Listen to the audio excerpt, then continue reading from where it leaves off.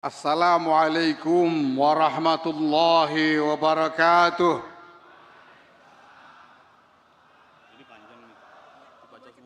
Ansor, Pak Ansor, selamat ulang tahun ke-91.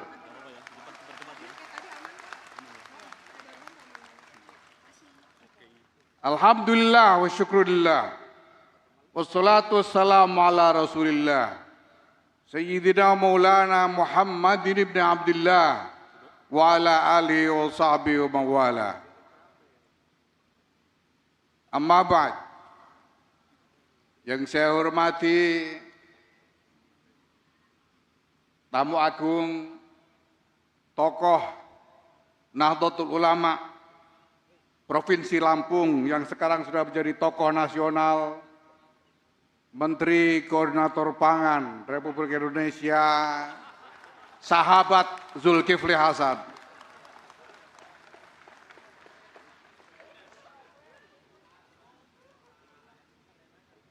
NU ini watak dasarnya adem.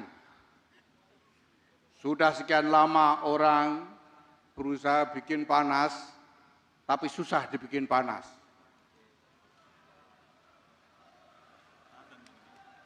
Tapi saya khawatir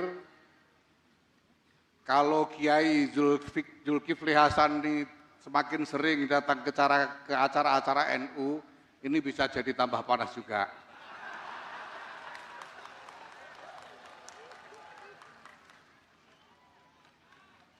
Yang saya hormati, nah ini kita semua belum tahu akan jadi tokoh partai mana. Menteri Sosial Republik Indonesia dan Sekjen PBNU, sahabat Saifullah Yusuf.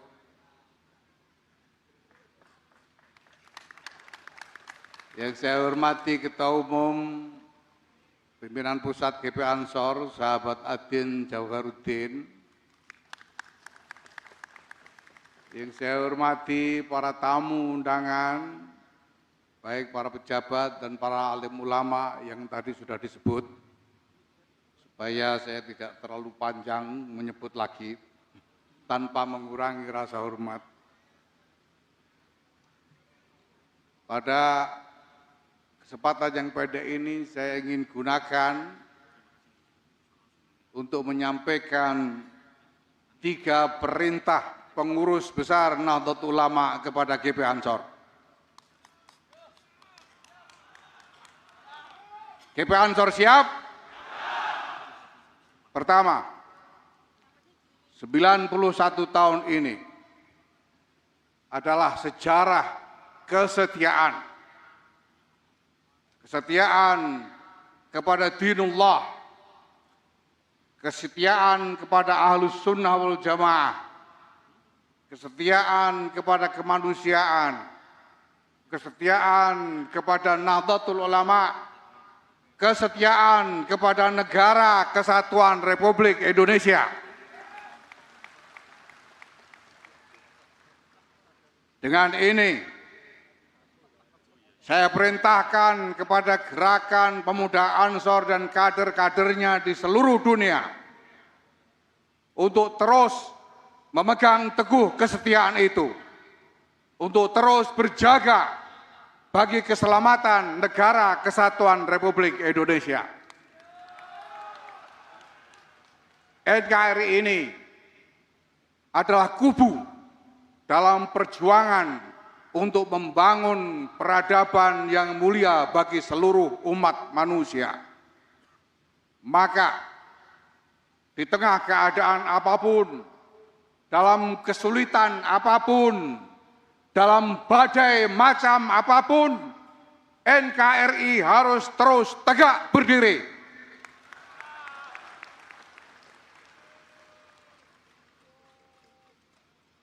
Kedua,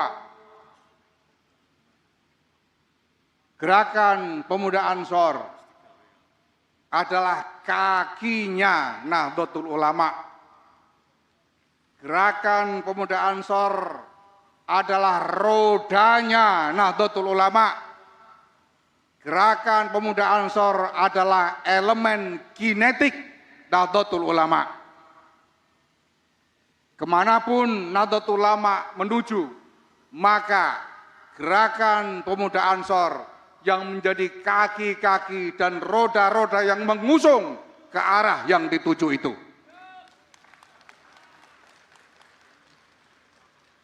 Saya perintahkan kepada gerakan pemuda Ansor di seluruh dunia bersama kader-kadernya dan jajaran kepemimpinannya untuk memperkuat konsolidasi dengan seluruh jajaran kepemimpinan Nahdlatul Ulama di semua tingkatan.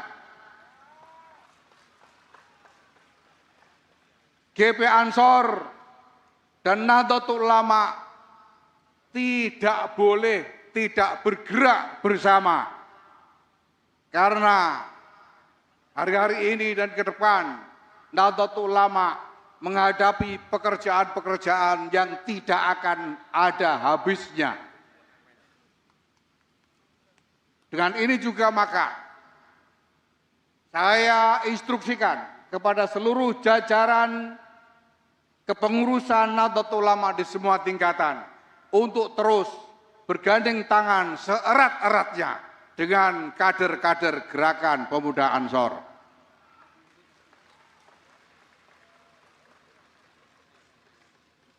Ketiga, didirikan sebagai gerakan pandu, maka gerakan pemuda Ansor ini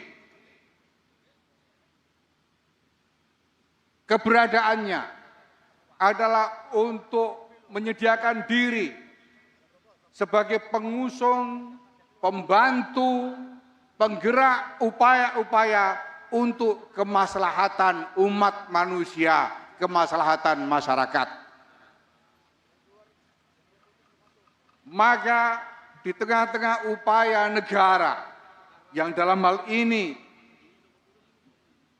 dilaksanakan oleh pemerintah untuk memperjuangkan kemaslahatan rakyat, untuk memperjuangkan Indonesia yang berdikari, saya perintahkan kepada gerakan pemuda Ansor di seluruh dunia untuk siap menyediakan diri, ikut membantu, mengusung cita-cita kemaslahatan rakyat yang ditegakkan oleh negara.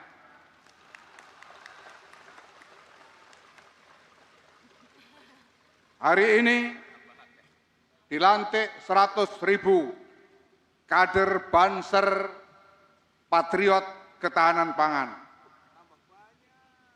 Pak Menko, Pak Zulkifli Hasan, saya serahkan 100.000 kader Patriot Ketahanan Pangan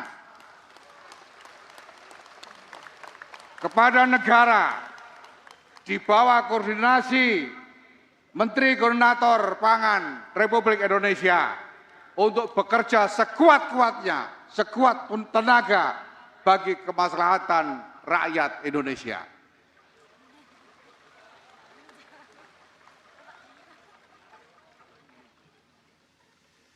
Wallahu yuwaffiquna fima yuhibbu wa yardah.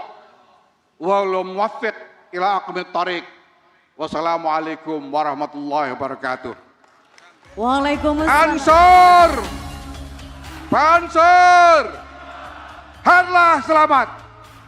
Ada beberapa catatan, kalaupun tidak catatan besar ya catatan kecil, yang bisa kita pahami secara objektif.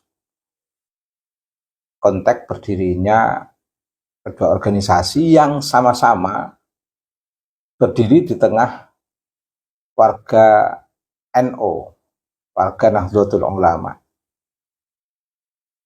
Yang pertama, saya mau menyampaikan tentang PWLS. Perlu diketahui bahwa berdirinya PWLS itu karena dilatar belakangi kondisi sosial, politik, dan sosial budaya masyarakat yang dalam tanda kutip transaksional. Ini bukan istilah yang sederhana ini. Masyarakat yang budaya politik dan budaya politik yang transaksional. Dikatakan budaya politik transaksional itu maksudnya ada sebuah wilayah-wilayah politik yang sebenarnya membahayakan bangsa, tetapi karena ada sistem transaksional ini, sehingga politik yang membahayakan itu seperti tidak terbaca, seperti sesuatu yang dianggap biasa-biasa saja.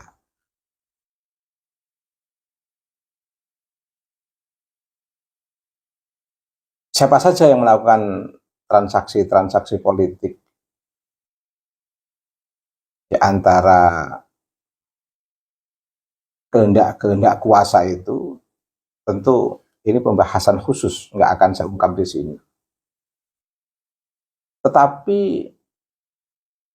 efek dari transaksi politik kehendak kuasa di tengah sistem pemerintahan kita, akhirnya tidak merasakan bahwa ada gerakan yang membahayakan bangsa. Tidak menyadari, tidak memahami, atau mungkin mengabaikan kosakata apapun, yang penting itu telah terjadi pembiaran. Misalnya terhadap sesuatu yang membahayakan bangsa yang dibiarkan atau telah terjadi pembiaran. Itu ceramah-ceramah yang mengatakan bendera merah putih dibuat oleh si fulan, Pangeran Diponegoro bin fulan, makam-makam yang dibin fulankan yang mengarah pada glorifikasi klan Ba'alwi misalnya. Indonesia milik Jawa milik Tarim misalnya. Terus maraknya lagu-lagu yang bukan lagu kebangsaan untuk glorifikasi kawasan yang di luar kawasan Indonesia misalnya. Ini kan membahayakan politik bangsa, eksistensi bangsa. Meskipun masuknya lewat budaya masyarakat. Tapi kan ini efek pembiaran yang dilakukan oleh elit politik, yang saya katakan karena transaksi politik itu tadi. Yang penting sistem kekuasaan itu aman, semua yang mendukung sistem kekuasaan itu bagian daripada transaksi politik, yang diberikan keleluasaan berbuat apa saja yang mengancam eksistensi bangsa tanpa teguran, tanpa pelarangan. Akhirnya ya sangat dibutuhkan dengan kondisi fenomena yang seperti ini, kesadaran masyarakat, kesadaran sivik masyarakat, kesadaran kewarganegaraan masyarakat, kesadaran hubbul waton minal iman-nya masyarakat, cinta tanah air bagian daripada keimanan, konsep yang menarik yang ditanamkan oleh para pendiri bangsa ini dari kalangan ulama di lingkungan Nahdlatul Ulama.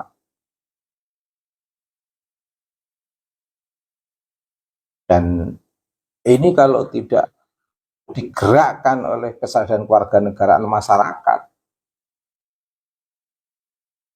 artinya masyarakat tidak memiliki kesadaran berpegang pada konsep hubul waton minal aiman. Oh, ini gerakan melalui sistem kebudayaan masyarakat yang dibiarkan, yang sebenarnya mengancam eksistensi bangsa ini, akan merajalela. Maka dalam fenomena seperti ini dibutuhkan kesadaran masyarakat. Nah, fenomena seperti inilah yang mengundang warga masyarakat di lingkungan Nahdlatul Ulama untuk membentuk organisasi yang disebut PWI-LS. Ini sebagai sebuah latar belakang yang sangat mendasar mengapa PWI-LS harus berdiri.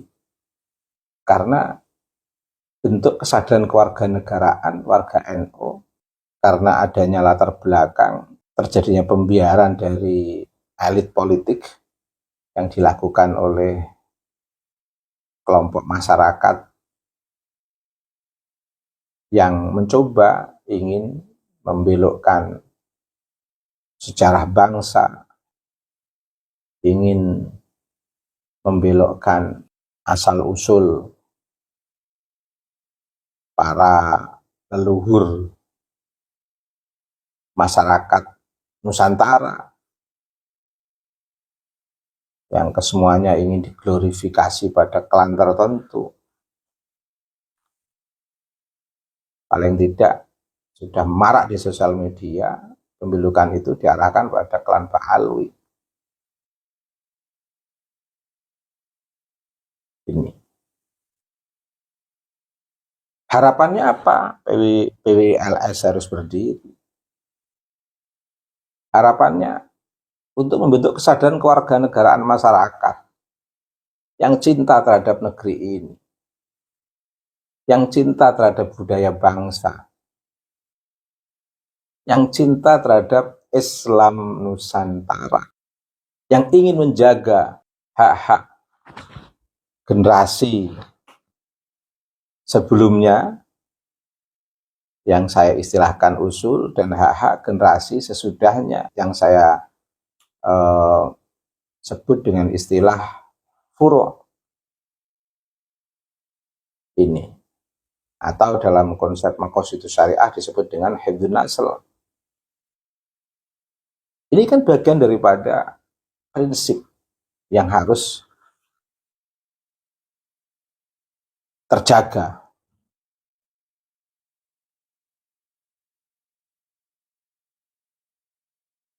Nah, ini latar belakang berdirinya PWI-LS. Dan PWI-LS berdiri bukan untuk persaingan dengan atau bersaing dengan PBNU. Tapi PWI-LS berdiri untuk mengisi ruang kosong yang belum tergarap oleh badan-badan otonom atau langsung dari PBNU. Sehingga PWI-LS itu bisa menjadi mitra atau bisa menjadi kekuatan penyokong pengurus besar Nahdlatul Ulama. Bisa menjadi mitra, bisa menjadi kekuatan penyokong pengurus besar Nahdlatul Ulama. Mengapa? Karena latar belakang dan visi ke depan PWI-LS itu mengisi ruang-ruang kosong yang belum menjadi garapan Nahdlatul Ulama atau badan otonom di bawah Nahdlatul Ulama. Bahkan PWI-LS juga mengisi ruang kosong yang belum dikerjakan oleh organisasi-organisasi keagamaan umat Islam di negeri ini. Sehingga membuka peluang atau sudah terjadi banyak dari komunitas masyarakat di luar Nahdlatul Ulama mendukung kemunculan PWLS, terlebih dari warga Nahdliyin. Warga Nahdliyin dalam konteks struktural maupun warga Nahdliyin dalam konteks kultural.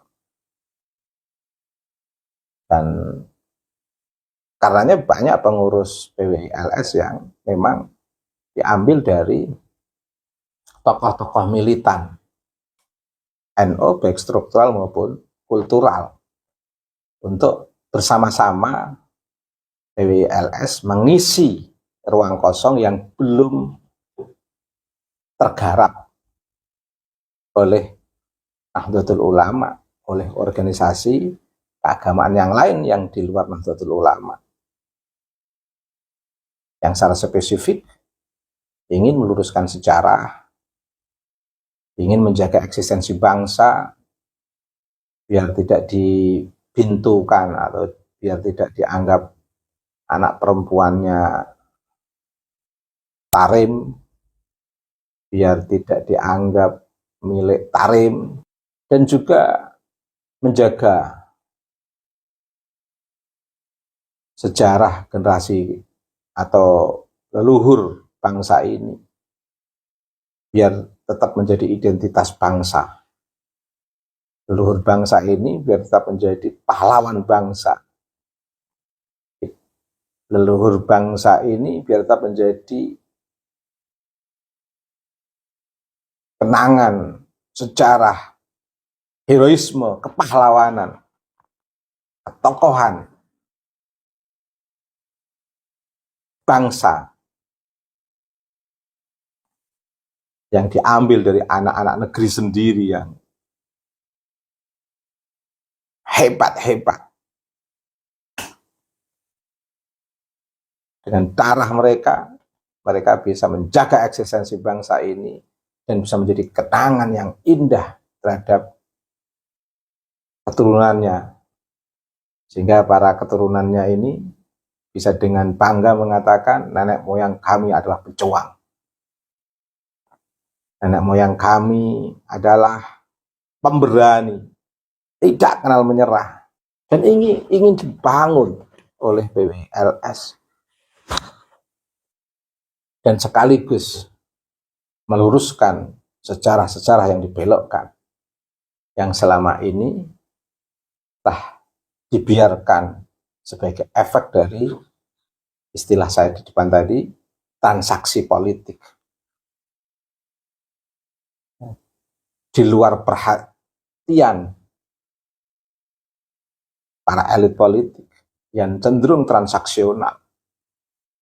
Betul-betul berdiri PWLS untuk sebuah perjuangan demi bangsa, demi sejarah bangsa, demi budaya bangsa, dan banyak sederet nilai-nilai keutamaan dan yang didasarkan pada prinsip-prinsip kebenaran, kemanusiaan, kebenaran, keadilan, kebenaran, kesetaraan untuk semua umat manusia tanpa membeda-bedakan. Kalaupun akhirnya benturan dengan beberapa komunitas, itu karena kejumawaan, kearoganan, sombongan komunitas-komunitas yang memang ingin membelokkan sejarah bangsa, merusak budaya Nusantara, merusak Islam Nusantara, merusak model-model transformasi yang penuh dinamika dan kemodernan yang dibangun oleh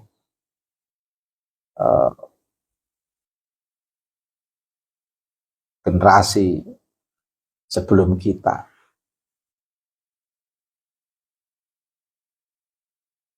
Dari anak negeri sendiri.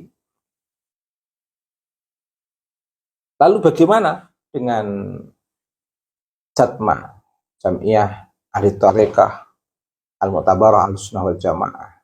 Jatma memiliki latar belakang konteks yang berbeda dengan PWLS. Bahkan memiliki visi yang berbeda. Jatma karena dilatar belakangi adanya individu yang ingin membuat wadah, dalam tanda kutip, organisasi sosial kemasyarakatan yang berbasis tarekatan Ahlus Sunnah wal Jamaah yang dalam tanda kutip belum terwadahi, atau ini kalau ini tidak dalam tanda kutip, ingin membuat wadah sendiri, tidak dalam tanda kutip, ingin membuat wadah sendiri di luar Jatman, Jam'iyah Ahli Thariqah Al-Mu'tabarah An-Nahdiyah. Meskipun thariqah mutabarahnya itu banyak atau bahkan semuanya, saya nggak tahu perkembangannya nanti, adalah thariqah mutabarah yang sudah disahkan di Jatman. Nah, jadi status nama-nama thariqah mutabarah yang kalau sama artinya ada di Jatma Aswaja, itu ada dua kemungkinan. Ada kemungkinan karena ada thariqah yang ingin lebih diunggulkan di Jatma Aswaja ini, mungkin thariqah Pak Alwi, dan ada thariqah yang memang dikutip kemutabarannya, dikutip dari apa yang sudah diputuskan sebagai thariqah mutabar di Jatman NU.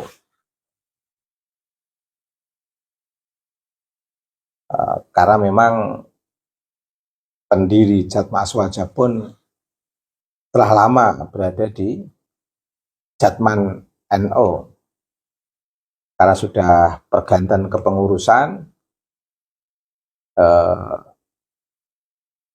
mungkin ingin melanjutkan eksistensi Habib Lutfi bin Yahya, oleh para pengikutnya ini bersepakat tentu atas inisiasi Habib Lutfi bin Yahya untuk membuat wadah baru yang disebut Jatma Ahlus Sunnah wal Jamaah. Dalam konteks warga negaraan sah, karena berserikat, berpendapat itu dilindungi undang-undang. Persoalan hal yang melatar belakangi tentu ini persoalan personal yang saya tidak bisa ungkapkan di sini, karena memungkinkan salah.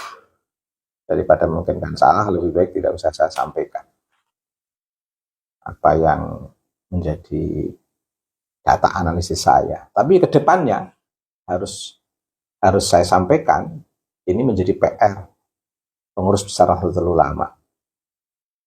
Artinya berdirinya Jatma Ahlus Sunnah wal Jamaah ini adalah PR pengurus besar Nahdlatul Ulama.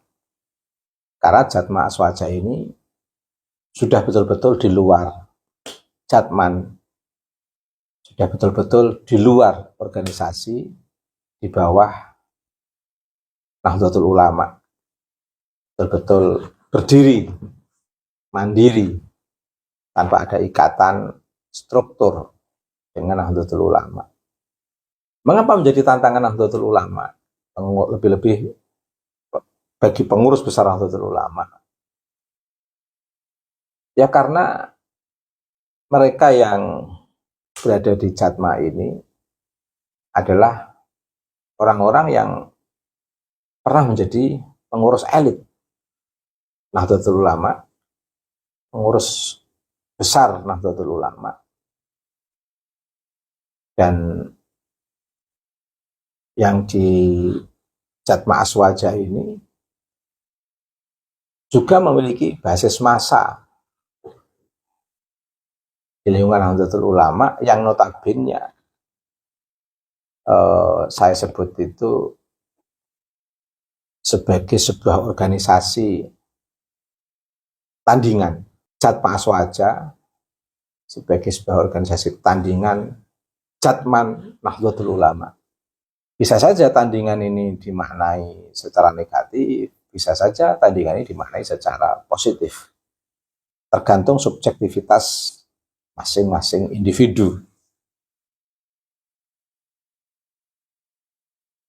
Tapi harus diakui ini akan membuat kebingungan beberapa kader NU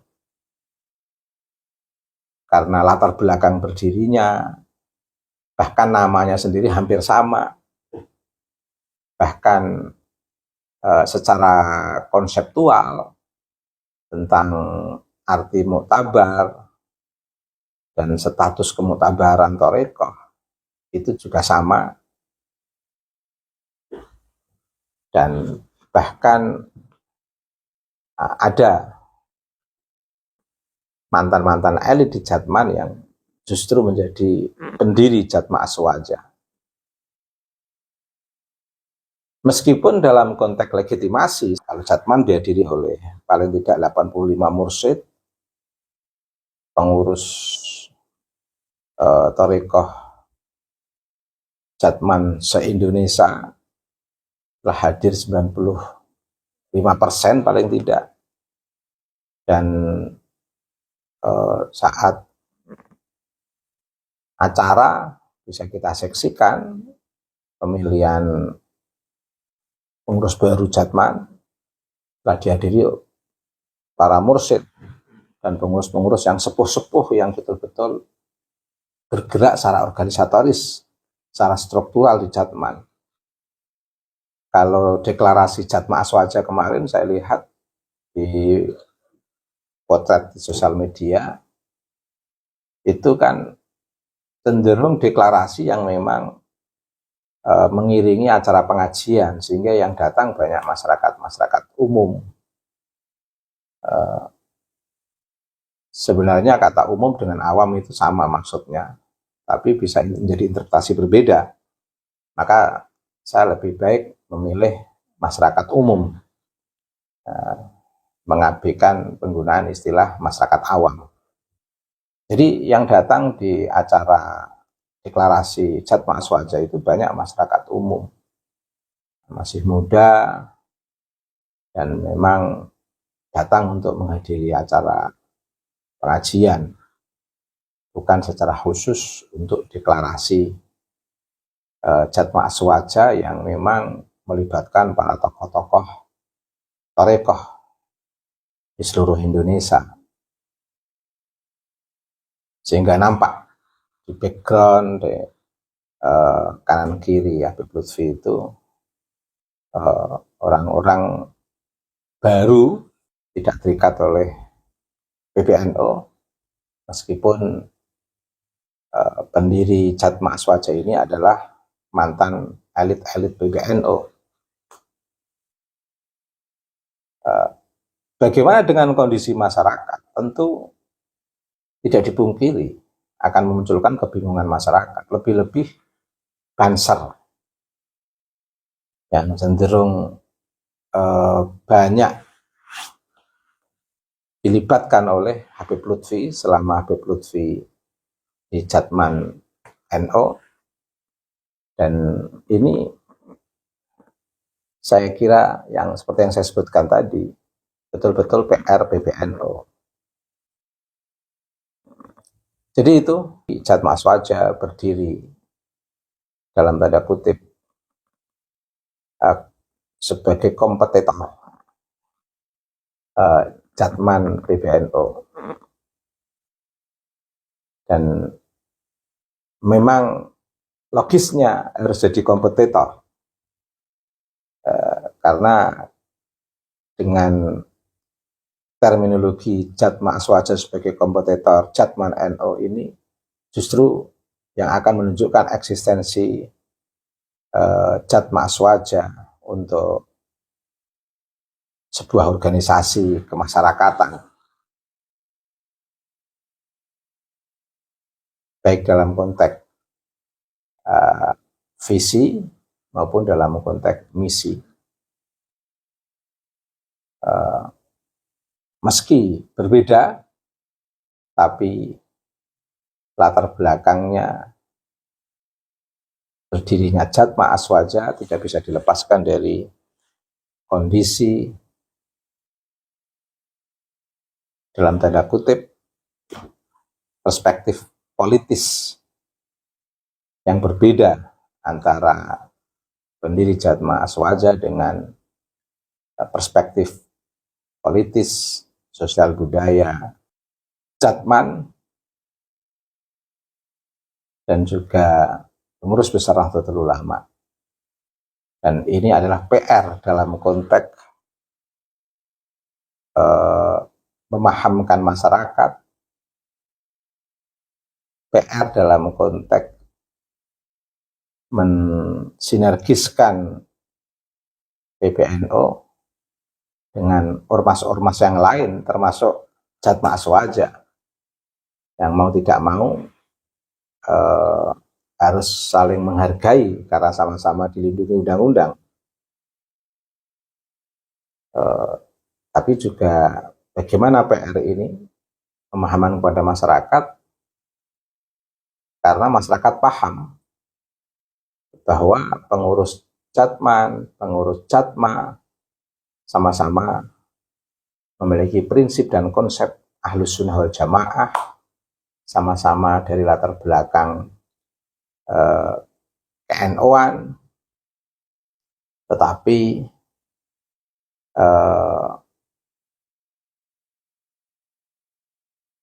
dalam organisasi yang berbeda, dan bahkan juga sama-sama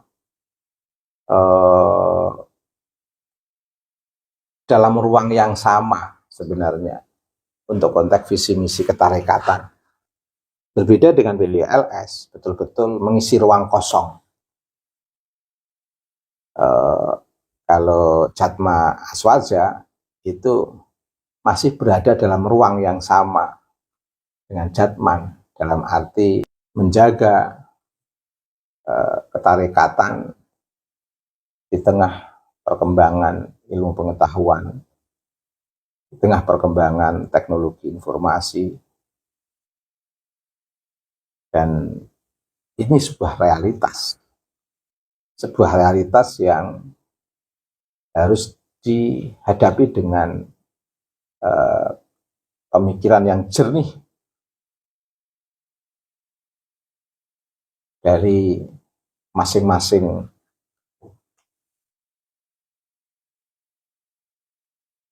tokoh yang berada di struktur antara Jatman dan Jatma. Dan kita lihat bagaimana masyarakat ke depan memahami dua organisasi yang sama-sama dari ruang yang sama. Tentu kita berharap semua akan berlangsung secara baik, dan sebagai warga negara saya menghargai berdirinya Jatma Aswaja karena itu dilindungi undang-undang, dan saya mendorong Jatman untuk terus bertahan. Demikian, terima kasih. Subhanakallahumma wa bihamdika mil'al mizan wa muntahal ilmi wa mablaghar ridha wa zinatal arsh. Asyhadu an la ilaha illa anta astaghfiruka wa atubu ilaika. Sallallahu ala sayyidina Muhammadin wa ala alihi wa sahbihi wa baraka wa sallama walhamdulillahi rabbil alamin.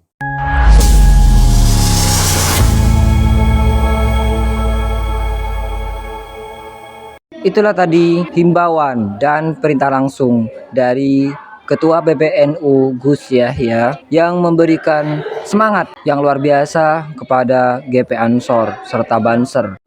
Dan tadi kita sudah dengar bersama penjelasan dari Kiai Ubaidillah tentang pembentukan Jatma Aswaja yang diketuai oleh mantan Jatman Lutfi bin Yahya. Ini semacam perlawanan dari Lutfi kepada PBNU, karena kita sudah tahu bersama bahwa Jatmas Waja bukan dari PBNU. Bagaimana menurut pendapat teman-teman semua? Silahkan lanjut di kolom komentar. Terima kasih selalu support Arman Al-Fatih. Kita jumpa lagi di video selanjutnya. Assalamualaikum warahmatullahi wabarakatuh.